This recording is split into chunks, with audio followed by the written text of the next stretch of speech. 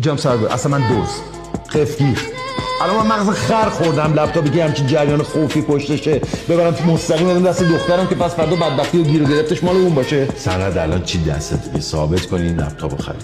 شما اجازه بده زن و بچه من برم خونه. من اینجا جوابشو نه آقا زن و بچه‌ها تمام خودت تو خونه‌شون پر جنس دزدی بود. الان شما یه سوء پیشین اینا بگیری معلوم میشه چیکارن دیگه. اینا قیافه دخترش اصلا آدمیزادی آدم اینجوری تیپ میزنه داره داد میزنه چیکار. آقا پسر قرآن میزنم اینجا دهمنتو سرویس میکنم. کار خودم این دختر است اصلا.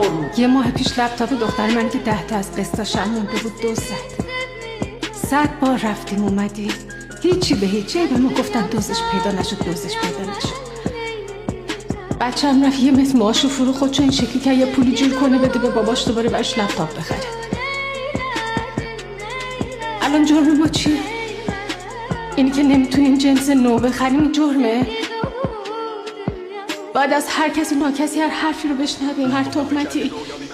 گفتم فکر کردی رویا بی مرگه صدف بدون مروارید سنگه بپذیر مامان مروارید مرگه تو بیرحم گفتی دنیا بیرحمه پخش شدن دلها بی چند تو سقوط شال سرخابی رنگت